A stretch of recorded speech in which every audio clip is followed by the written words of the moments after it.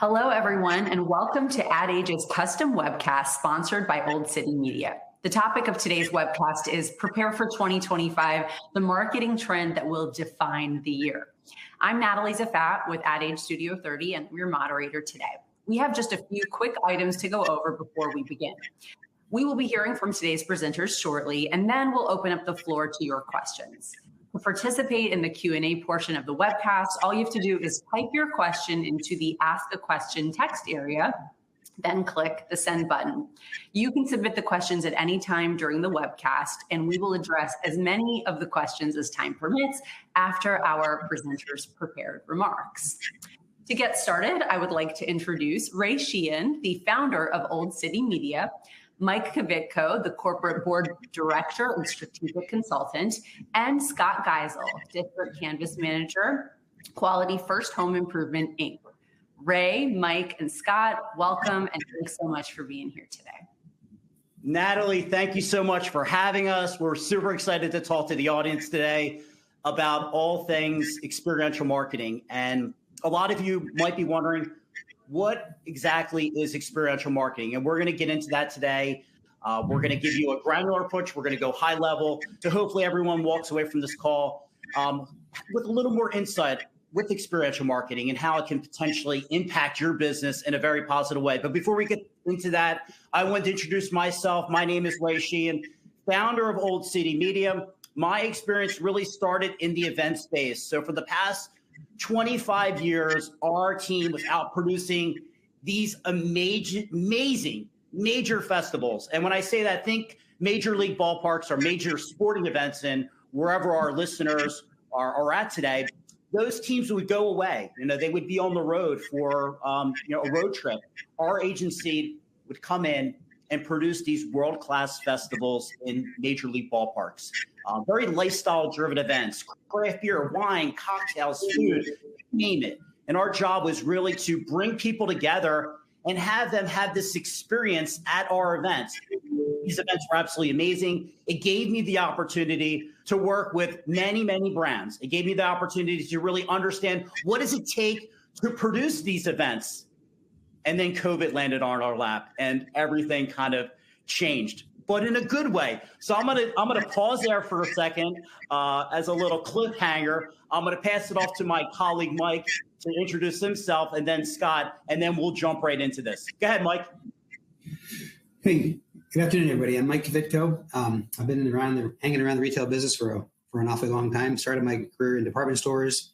I was with Target for a bunch of years. I like to say I was at Target before they became Target, and I actually lived through that transition. I've also been in the dollar store space, been in the off-price space. There's pretty much nothing in retail that I haven't done. I finished up a 6-year stint as the CEO of Foreman Mills a little more than a year ago, and now I'm doing corporate board work for City Trends. So I'm excited to be here. Ray and I partnered on some things, and as we get into this, he asked me if I would participate and be here to be the voice for the retail consumer. So I'm happy to be here. Thanks, Mike. Hi, Scott Geisel. Thank you for having me and allowing me to be here. I've worked in the face-to-face marketing space for a long time, starting in sales and then going to retail and shows and events and canvassing in 2 different stints. If there's a way to talk face-to-face to the customer and try and generate revenue, I've probably done it. 11 years with Home Depot, a year with Leaf Home Bath and Bath Planet, and now I'm with Quality First Home Improvements here, generating revenue from conversations with consumers. Thanks for having me. Yeah. No, Scott, thank you so much. So really not fully understanding our audience today, we wanted to give you, the audience, a perspective from the retailer.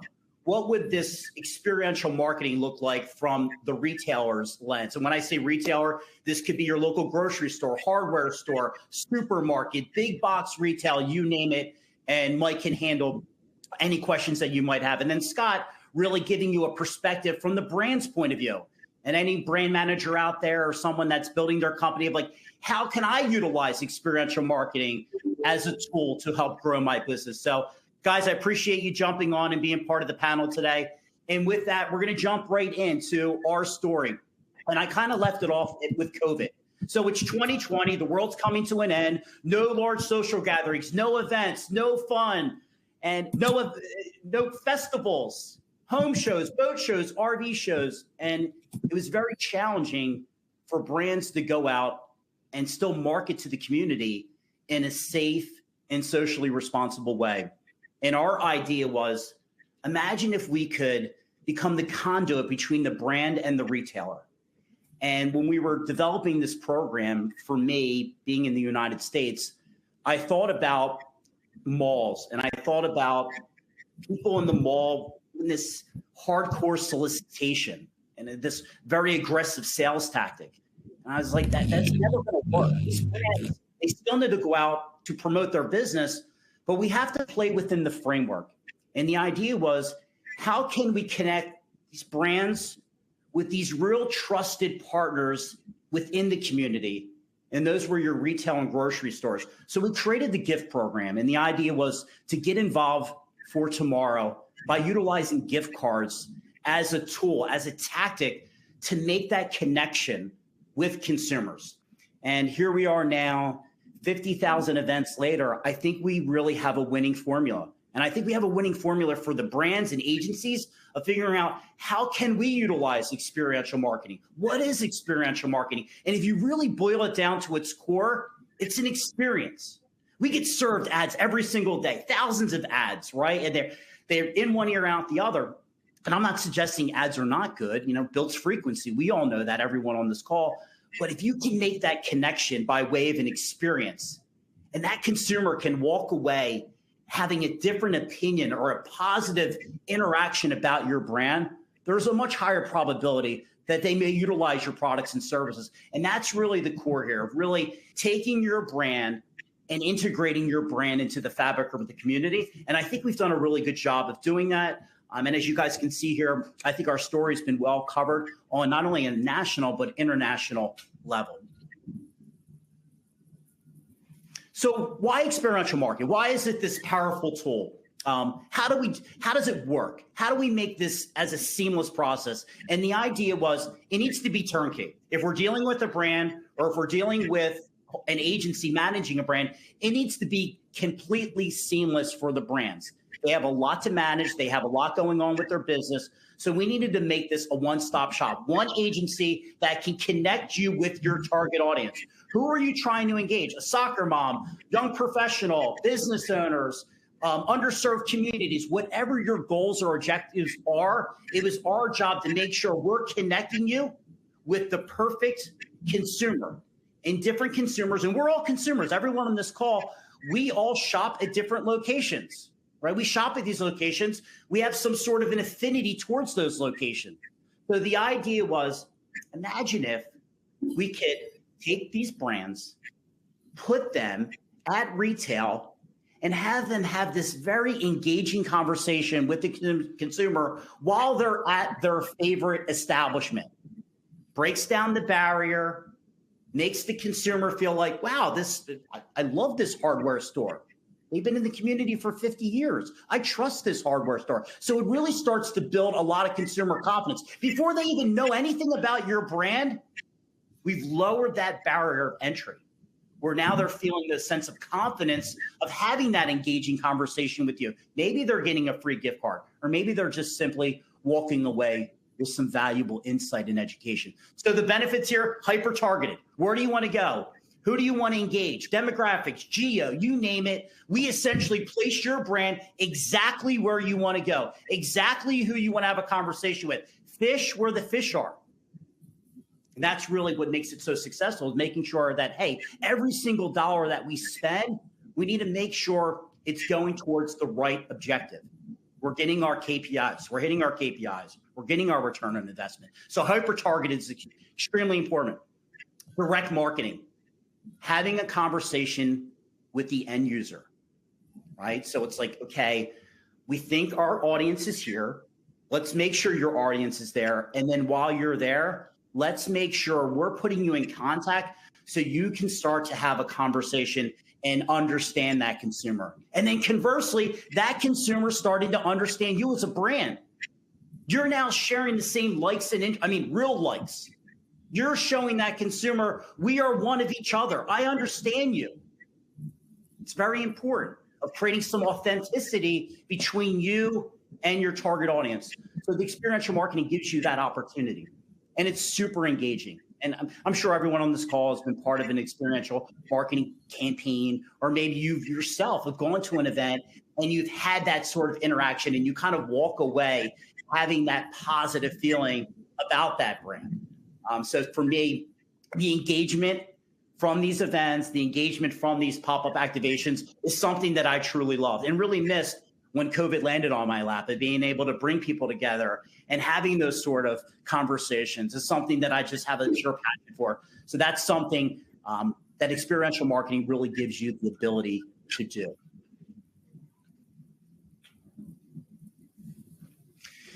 Scott, I'm going to have you kind of jump in here. Obviously, I look at this through the lens of an agency helping these brands, but you've seen this firsthand. Scott and I work together with Walmart. And I'm sure a lot of you out there are very familiar with Walmart, #1 retailer in the world.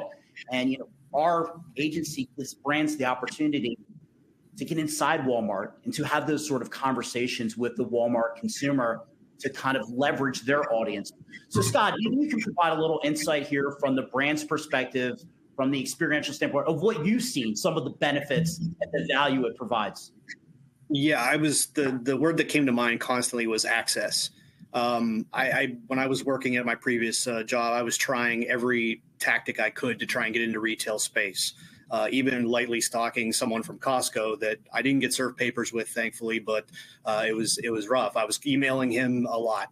But the point was I was gate kept into oblivion. And then I finally got someone referred you to me to where we could talk. And I was like, okay, great. We got to do some business. And Old City made it a lot easier to get into the space at all. And honestly, physically get into the space.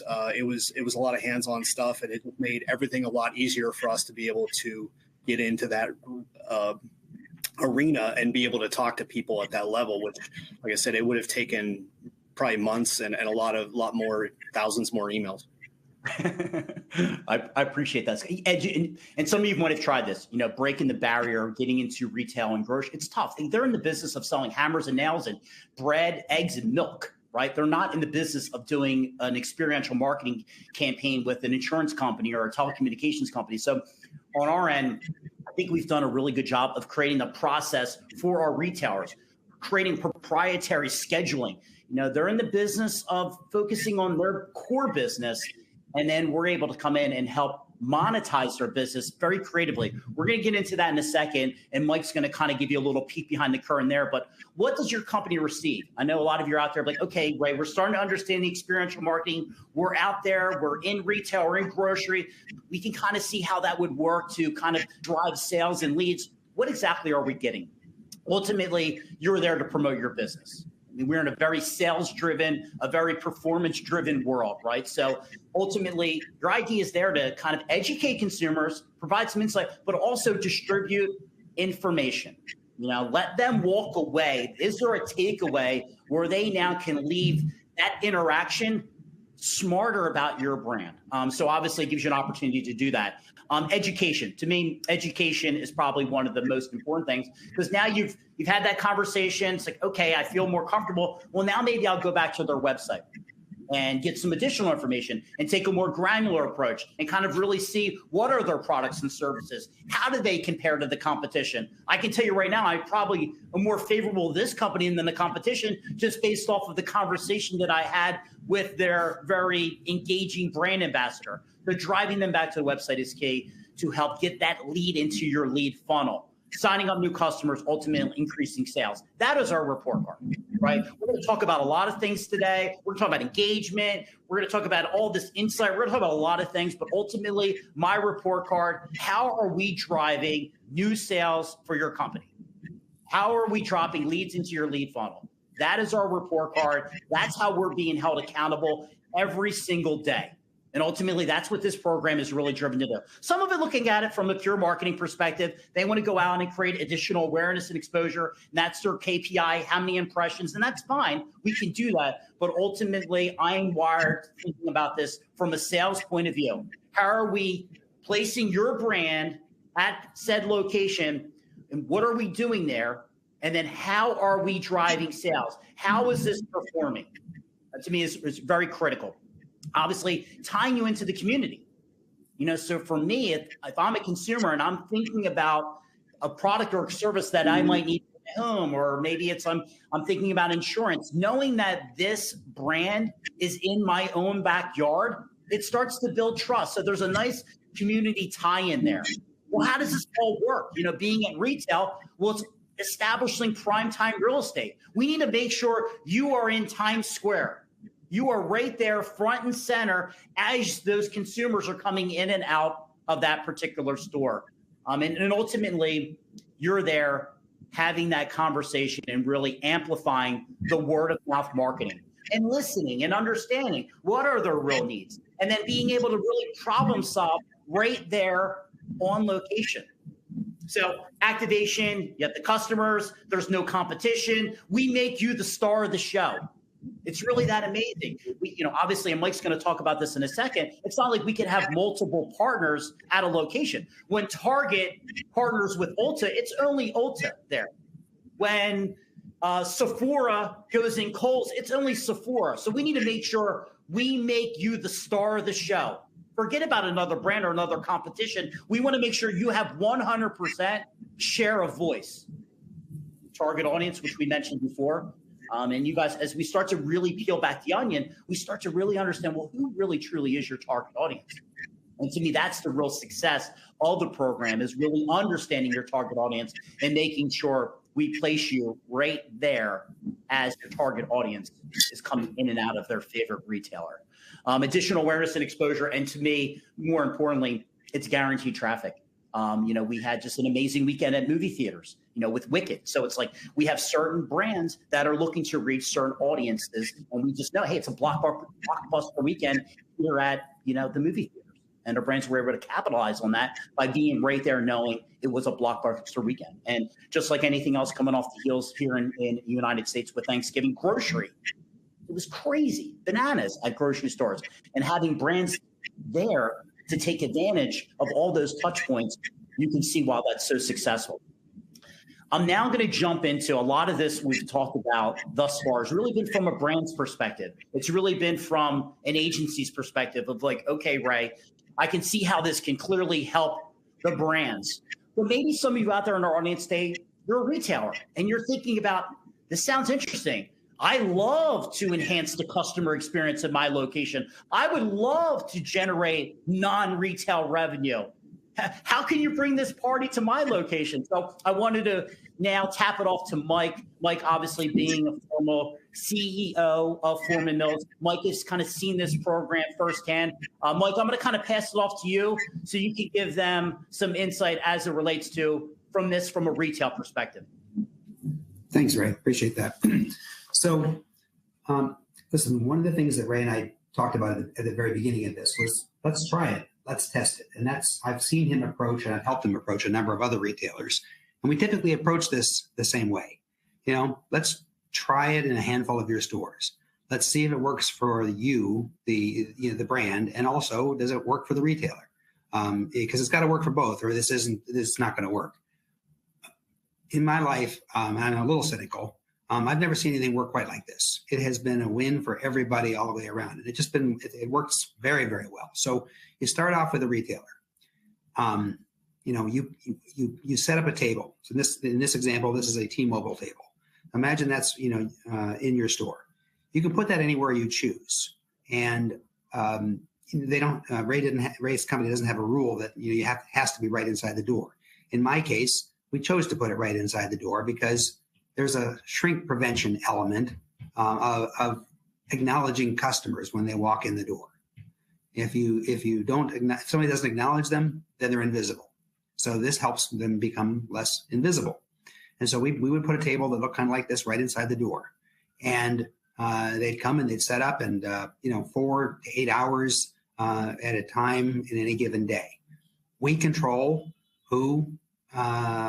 which stores were available. We would give Old City Media the schedule. These are the stores. These are the days. You guys take it from there. And they literally would take it from there. We didn't have to do a bunch of additional work. They would contact our store managers directly. Folks would just show up and set up their wares. And so part of this is really making it really easy for me as a retailer, because look, everybody's got a day job, everybody's got a night job, we're all busy. And so the easier you can make it, the better off we are. So, you collect income for letting somebody come and set up in your store. And so that's a win, right? Customers, they get rewarded with prizes. You see it on that table. There's a spin the wheel. This is T-Mobile. They bring that prize wheel. They've got, in this case, they got sunglasses or drink koozies or T-shirts or whatever they might be. And they also would have gift cards from my store, which Old City Media would buy from me as a retailer at full retail value. So I wasn't discounting the gift cards. And so customers get a chance to spin the wheel. What customer doesn't want a chance to spin the wheel and get a prize? You engage in a quick 3-4 minute conversation, max, with whoever happens to be standing there from the brand, and they let you spin the prize wheel. And the customers love that. And then for the brand partners, they're now out and they're talking directly to customers. And it's important because you're having that interaction. There's no high pressure sales at all. If somebody doesn't want to talk to them, if a customer doesn't want to talk to T-Mobile, they don't. They just keep on moving. And nobody's pressuring you. That was important to me, by the way, to make sure that nobody felt uncomfortable. I didn't want somebody coming in my stores and kind of making my customers feel uncomfortable. So, but it gives them access. And, look, not every brand worked in my store because the lion's share of my customers were renters. So we didn't do a lot of home improvement because you're not going to remodel a bathroom that you don't own if you're renting it. But we lined up brands that actually made sense for the customers that were in my store. And so I'm sharing an example here. A chain with less than 50 stores, generated over $250,000 in annual event income, non-retail revenue income, and then turned around and also sold $300,000 of gift cards to Old City Media, who then passed them to the brands, in this case, T-Mobile or others. So you win twice because you're not only collecting money for the event to be in the store, but you're also selling your gift cards. And you give a customer a $5 gift card or a $10 gift card, they spend double or triple that when they actually buy. And so it really does work. It really does work out because people are happy. You've got happy customers because they just got a prize. You've got happy brands because they get a chance to talk to customers. And in my case, we funneled most of that event income, or a good chunk of it, into what we call the Fill the Fridge program, Fill the Refrigerator. And so the store employees liked it as well because we were putting snacks and drinks in the break room with a lot of that money. So it really worked out really well for us. Thank you, Mike. What I got. No, Mike, I appreciate it. And you were amazing to work with. And Mike was kind of at the infancy stage of the program when it first launched. So it was nice to kind of give Mike's perspective as it relates from a retailer point of view. So from now kind of going into the brand development and having these direct engagement with customers. And to me, there's a whole process here. And we're not going to get into the minutia of the process, but it's like anything, right? It's like no spoiler alert here, but really having a clear objective and really being like, what are our goals and objectives? And Mike kind of touched on it. Not all these retailers speak to the audience that you're probably looking to engage, or you might not even have service, or that's not even in your territory. So what we'd like to do is to sit down to really, truly define your clear objectives. What are our KPIs? What is our report card to make sure we're going out and we're delivering exactly what you're looking for? For me, and not everyone's budget's the same. So here's where it's like, well, how intense, and the pictures that I utilized today and illustrated here, I wanted to be sensitive to budget. Not everyone is working with the T-Mobile budget. So, some of these displays you'll see are very simplistic, 6-foot table. And then some of them are over the top and utilizing VR and AR, and they're very immersive kind of experiences that you can see at the Super Bowl.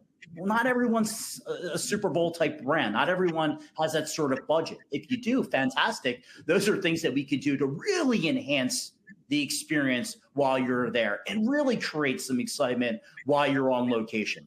Obviously, we engage the sharing tools, right? And you kind of see this here with T-Mobile. They're sharing where they're going to be. They're, hey, come check us at the Lowe's. You know, as all these people are coming in and out of Lowe's doing all their home improvement projects. So, and this could be for you to just have your customers share that sort of experience while they're on the prize wheel. So all the marketing that you're currently doing, all very synergistically done by way of experiential marketing. Obviously, experiential marketing, collecting information. And we're going to jump into a little bit of tech and AI of like, okay, right, we understand this approach with experiential marketing. Now, what else are we doing? What are we doing with all this data that we're collecting on premise? And we're going to talk about that a little bit, but it's critical. It's highly important that while you are there and while you are having all these amazing conversations, well, what are we doing with that data? How are we utilizing that data? Where are we putting that data? Is your website, is your business prepared for all the leads you're going to get? So these are the types of things that we like to talk about from a brand development perspective and making sure we're leveraging that data in a very measurable way. Which brings me to balancing technology. Obviously, right now, tech, AI, SaaS, there's a lot of different tools out there that are helping businesses take our program and essentially putting it on steroids. And for me, you're out in the market. I think we've talked about it in great detail of getting you in front of that end user, getting in front of your target customer. And then at that point, you're probably going to get information from them. Maybe it's an email. Maybe it's a cell phone number, right? So it's like you're gathering that information. Well, now how are you responding to that? What sort of AI tools are you utilizing? You know, one AI tool that I love, and you know, we probably all experienced this, dare I say, during the election, but next thing you know, you're looking at your phone and you have a voicemail there. It's like, wow, the open rates on that are fantastic. So you're collecting all these cell phone numbers, you're collecting all this data. We want to make sure that you have the tools and infrastructure back at home to make sure you're able to respond to all those leads and send out notifications to all those consumers that you had all those amazing conversations with while you were at retail. Also, there's AI tools out there that are simply on Google. And what do I mean by that? Well, before we even go out into the market, let's try to understand, where are we going? What time should we be there? So you take companies like Google that have more money than everyone on this call today. They're doing a lot of the problem solving for us. They can tell us when we should be there. What are peak times? Okay, you guys want to go to Walmart? This one does 60,000. This one does 50,000. This one does 40,000 a week in weekly shoppers. Why not go to the Walmart that does 60,000 weekly shoppers? There's a higher probability we're going to get more leads into the funnel. So it's our job to take the technology and tools that are out there. How do we make it work for the environment that we're in as it relates to experiential marketing? And I think we do a really good job as it relates to the follow-up with the automation and making sure that we want to be sensitive to tech, but we need to make sure we humanize that. We need to make sure that our staff or our brand ambassadors that are actually out in the field, they understand it. And to me, I think people are open to technology. They're open to tech, but I feel like there's a lot of people out there that are still really appreciate having that very organic conversation with that brand ambassador to really, truly understand the product. And then once we get some information, some data from them, this is to me where AI and these technology tools can be really, really impactful for your business. And you kind of see some pictures here demonstrating, and you see a picture there from Renewal by Anderson. It's like, okay, you don't need to stay at these locations 24/7. You know, maybe there's QR codes there. Maybe there's some sort of like, you know, some smart kiosk system where people can go in there, they can grab some information, they can look under the hood, can kind of kick the tires without there being any human interaction there. This case here you see with Renewal by Anderson, they do staff that at a Walmart, but they're not there 24/7. There's clearly a human element to our business. Emerging brands. One thing that I didn't want to make any assumptions today, that there could be some brand managers, there could be some business owners or some companies that like, Ray, we're not T-Mobile.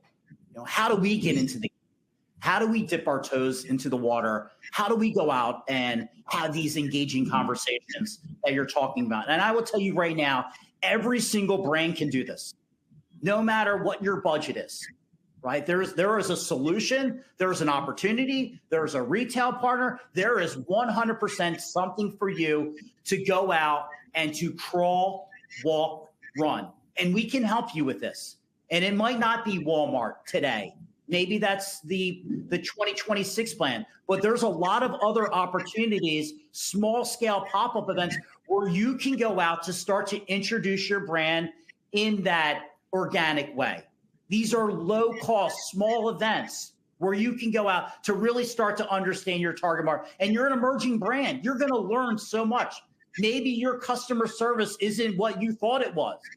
So there's a softer side of being out in the marketplace. When you're actually out in the field, you're going to hear things. You're going to see things about your company that you never really understood or you didn't know. And you're going to have those really valuable conversations with your brand ambassadors, with your team, building team chemistry, talking about culture. There's all this softer things that really are involved here when you talk about experiential marketing to actually getting your brand out into the field. So anyone can do it. Any brand can do it with any budget. You can do it. And we can help you. Collaboration and partnerships are huge. When you're thinking about it, what other brands align with your brand? So for me, it's like there's collaborations out there that help minimize any sort of risk or exposure. One thing we love to tell, whether you're a big or small brand, but utilizing social. There's a lot of free tools out there. So when you are out there, making sure you capitalize. Are you taking video? Are you grabbing photos? Are you literally sucking every last drop out of that activation? And these are the things that obviously we would discuss prior to going out in the field to make sure that you're getting every single thing you need out of it. And then there's guerrilla marketing, kind of like, like I mentioned earlier today, my 25 years of experience. And this is where it started for us, of going out into the market. And this has been outrageously successful for me, of seeing the results, especially now the world is very cluttered and it's very crowded, and we consume information, we consume entertainment in a lot of different ways. And for me, actually getting out into the field and cutting through that clutter and having those meaningful conversations and experiences, anyone can do it on this call today. Whether you are a global company or you are just starting out, we can absolutely help you. I'm going to kind of start to get to the tail end of the presentation here, but before I did that, I wanted to kind of go through some valuable insights. I mentioned 50,000 events, since COVID.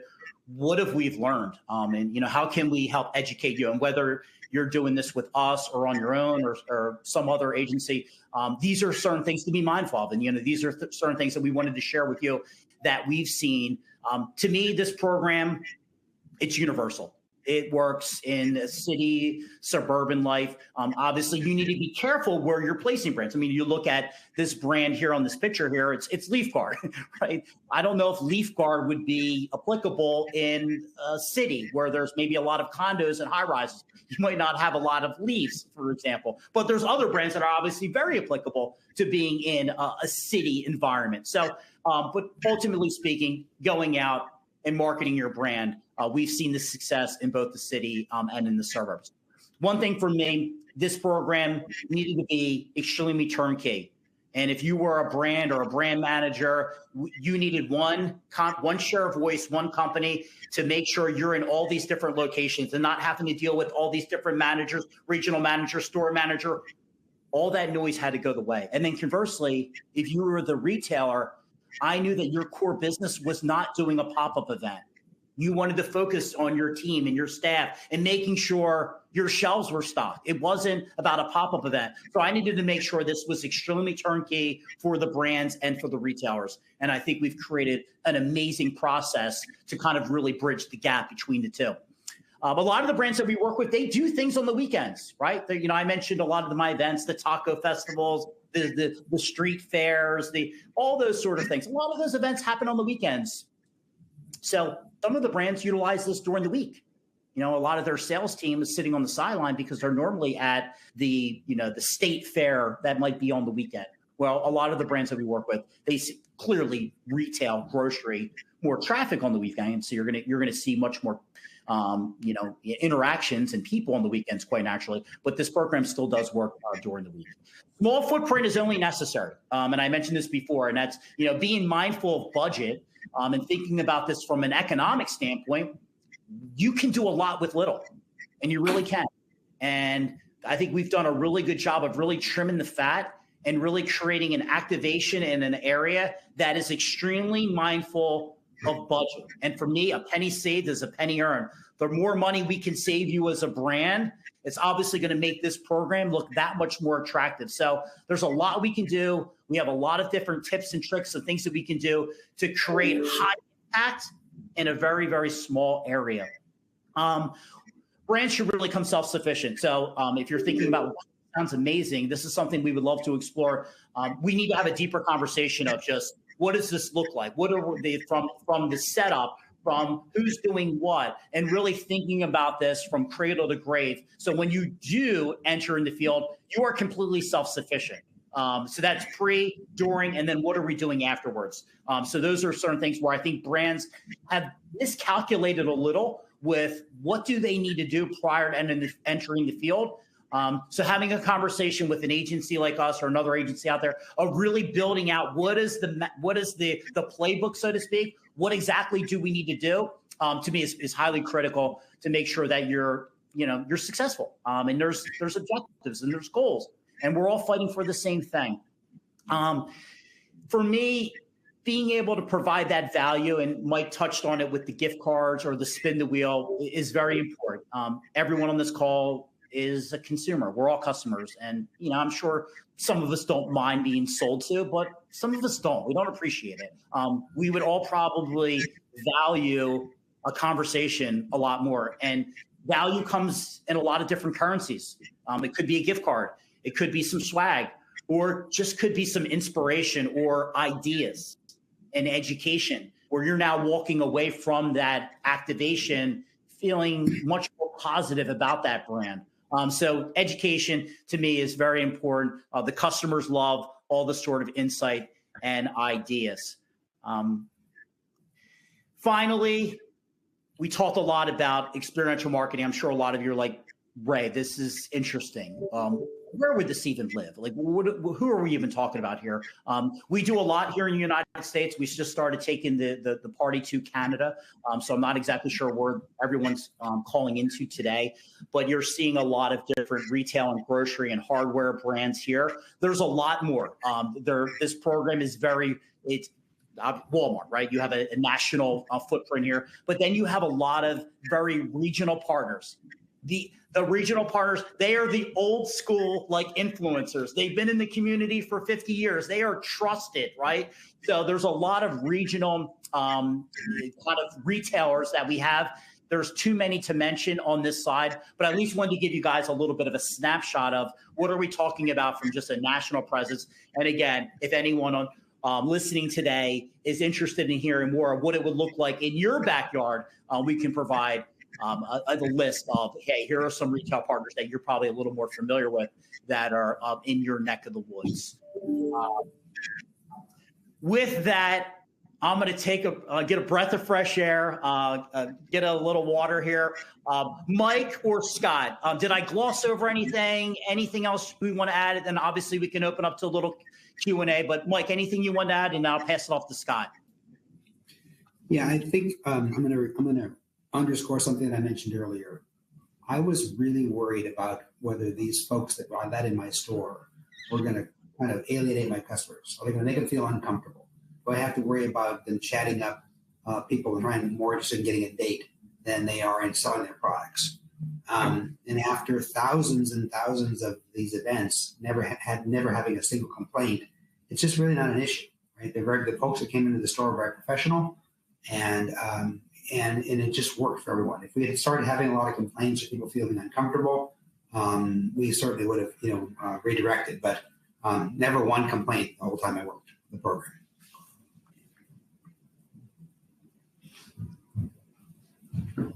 Scott, anything on your end that I might have glossed over, anything I might have missed? I just had a couple of notes. Just with if you're thinking about doing this as an emerging brand, do it. The engagement you get from it, the new audience, the old audience, the additional audience that you'll get is well worth the interaction. But the access is what I constantly go back to. The low entry fee to do it. Most of the time when you have to, launch retail, campaigns like this, you need six figures, you need a ton of, infrastructure, you need a ton to do this, where this allows a low entry fee and a low risk to do so. So you get to dip your toe in and really find out if this is good for you or not. And a lot of times it automatically is. We did six figures in sales our first month in 2 different locations just right off the bat. Just with the amount of engagement we have, the education we were able to provide to our customers, because we're in an industry where some people think that they know what's going on with their home, but a lot of the times it doesn't. So it gave us a chance to do that. And like smaller companies that don't have the kind of budget for these larger campaigns, this is extremely valuable to be able to get into that space without having that. My current company is heavily into canvassing, which is of community and at the homes.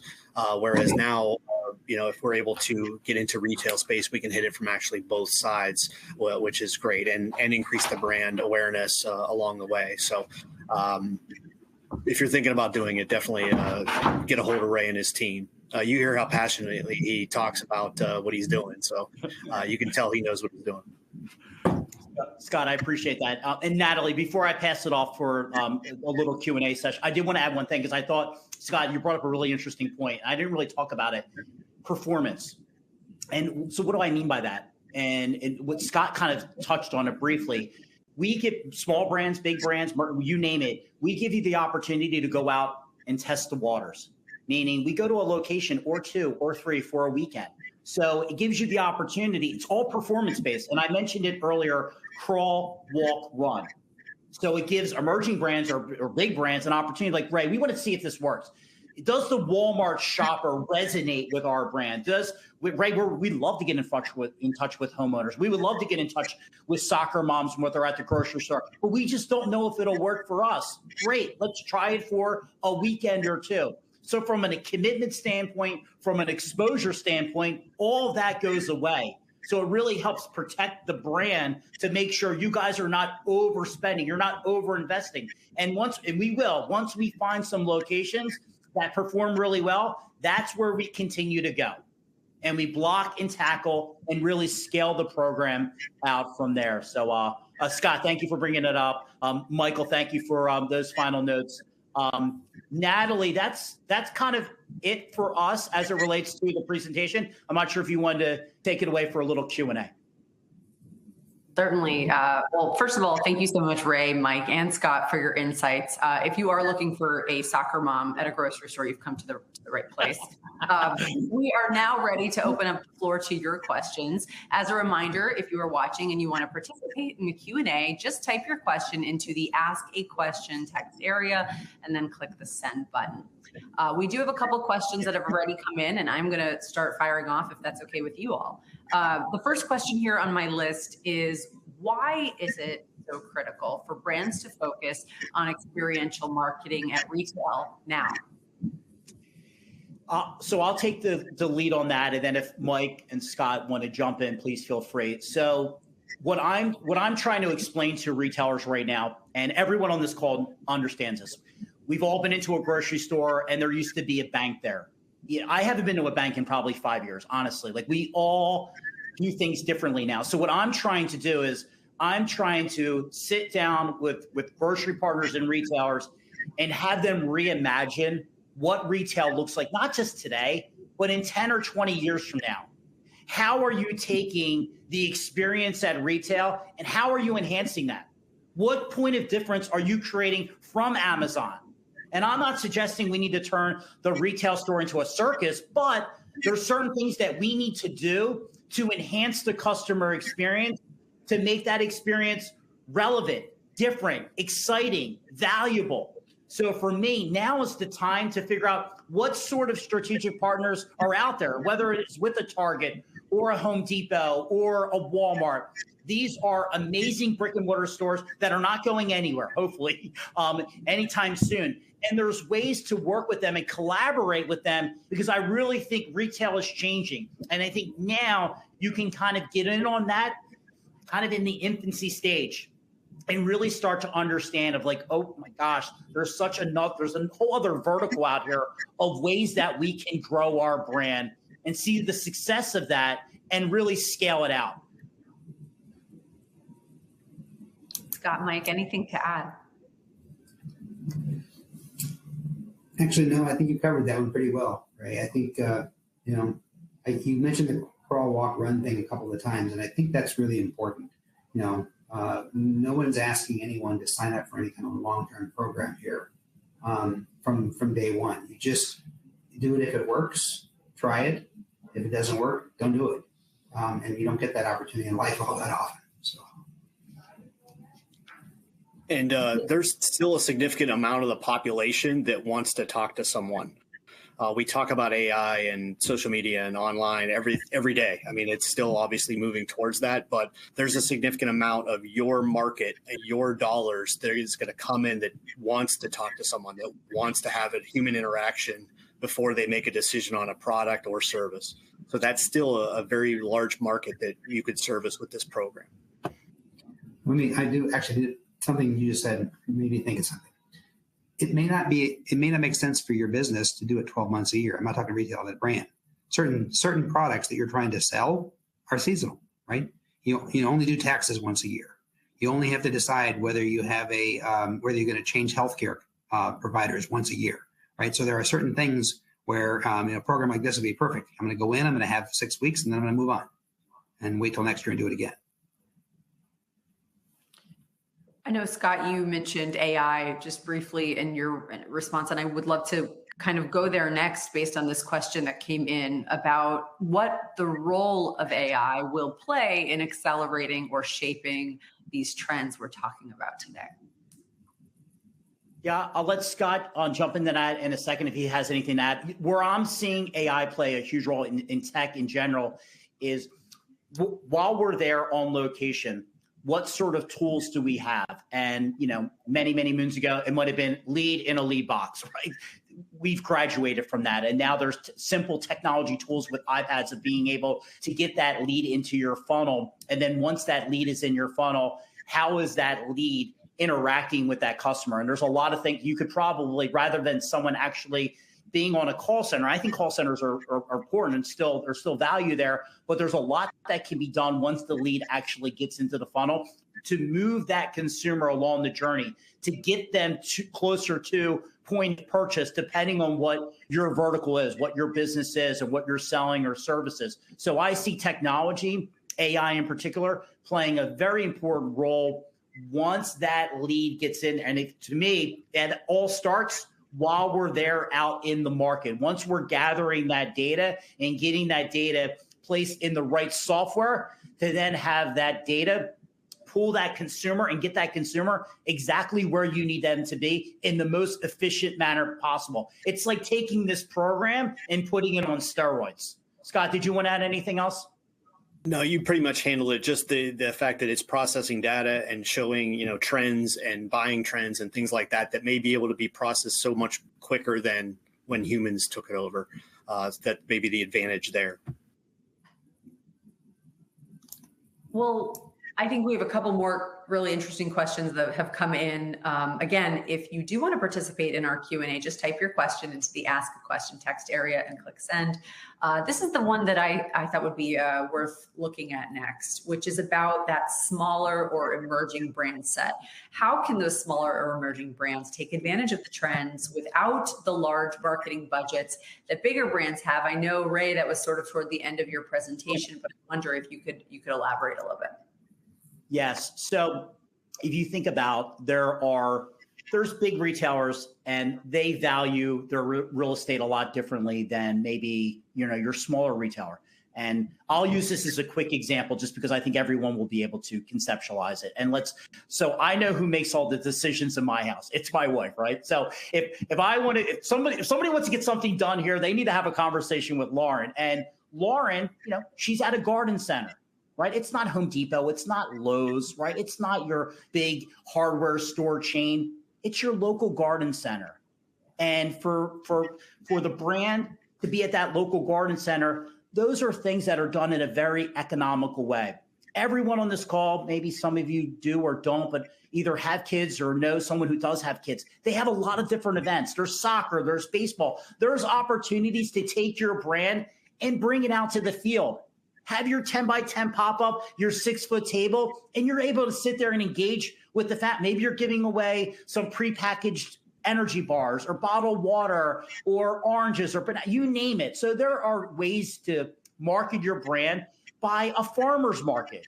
That's not the Super Bowl. So again, there are small things, crawl, walk, run, where you can go out and I can help you with this. And I can go through an exercise of really identifying areas that you should be that's not going to destroy your budget. It's going to give you the opportunity to go out, dip your toes in the water, start to see some results, and then expand this program, build your sales force, grow your brand ambassadors, and then you can start exploring some other larger retailers when you have now a lot of personal insights.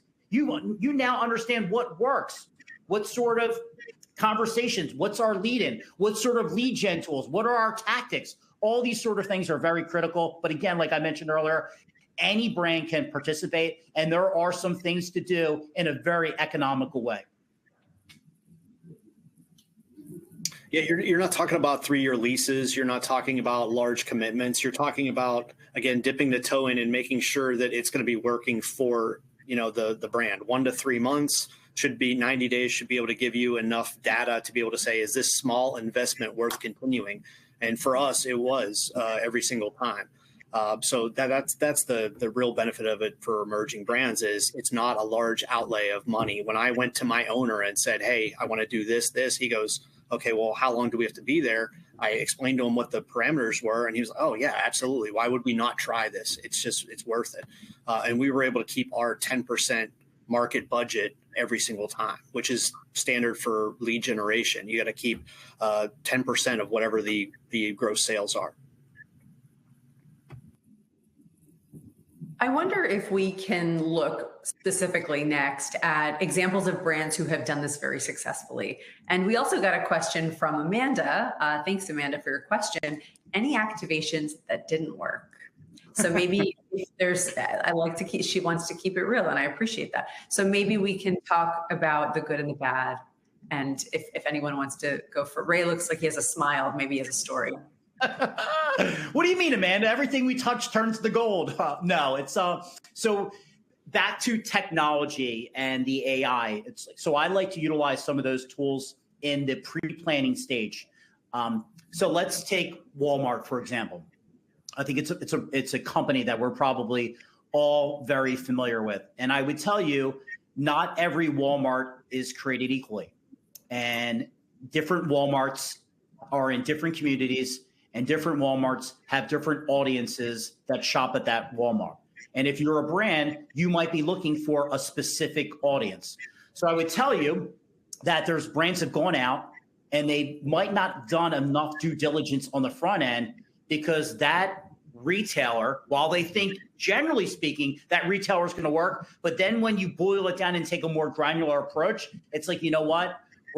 It's working. We're having amazing conversation, but it's not really getting us in front of the consumer we really want. And Michael mentioned that. Mike talked about his days at Foreman Mills, and there was a lot of renters there. I mean, that's who their audience was, and there's nothing wrong with that. There's a lot of brands that want to give back to underserved communities, and there's brands that just do not want to be in an underserved community because that's not who they service. So yes, some of these programs have not been successful, and I think a lot of that can be eliminated on the front end by doing a little more due diligence. And that's where I think we really can come in and help prevent that, of making sure that, hey, here's your budget, here's your objective, here's your audience. Let's make sure we're putting you in the right place. That's probably like one example that I've seen in the past where it's like, it's Walmart, it's 5 steps forward, but it might be 1 step back.